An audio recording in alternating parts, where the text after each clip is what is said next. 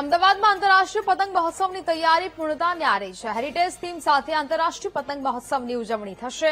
12 જાન્યુઆરીએ પ્રધાનમંત્રી મોદી આંતરરાષ્ટ્રીય પતંગ મહોત્સવનું ઉદઘાટન કરશે, જેમાં પીએમ મોદી સાથે જર્મનીના ચાન્સેલર ફ્રેડરિક મર્ઝ પતંગ મહોત્સવમાં હાજર રહેવાના છે. 50 દેશના 135 પતંગબાજ આંતરરાષ્ટ્રીય પતંગ મહોત્સવમાં ભાગ લેશે.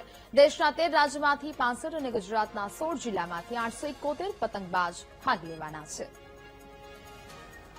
જાન્યુઆરીના રોજ વડાપ્રધાન નરેન્દ્ર મોદી આંતરરાષ્ટ્રીય કાઇટ ફેસ્ટિવલનું ઉદઘાટન કરશે. મહત્વની વાત કરવામાં આવે તો તૈયારીઓ પૂરજોશથી શરૂ કરવામાં આવી છે. મહત્વની વાત કરવામાં આવે તો વડાપ્રધાન નરેન્દ્ર મોદી સાથે જે વાત કરી શકાય કે જર્મનીના ચાન્સેલર ફ્રેડરિક મર્ઝની પણ પ્રેરક ઉપસ્થિતિ રહેશે. જ્યારે આ મહોત્સવમાં કુલ ભારતના 13 રાજ્યોમાંથી 65 અને ગુજરાતના 16 જિલ્લામાંથી 871 પતંગબાજો ભાગ લેશે. મહત્વની વાત કરવામાં આવે તો 50 દેશના 135 પતંગબાજો પણ ઇન્ટરનેશનલ કાઇટ ફેસ્ટિવલ 2026માં ભાગ લેશે.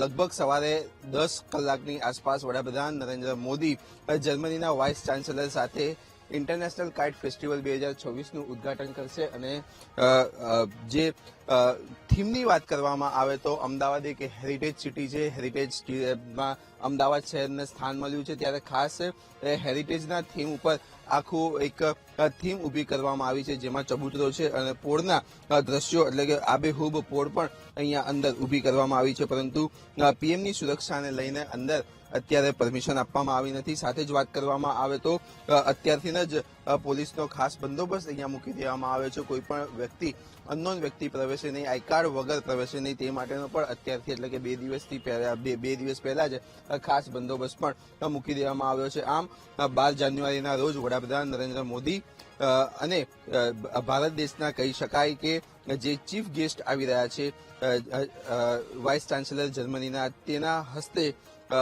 આંતરરાષ્ટ્રીય કાઇટ ફેસ્ટિવલનું ઉદઘાટન કરવામાં આવશે.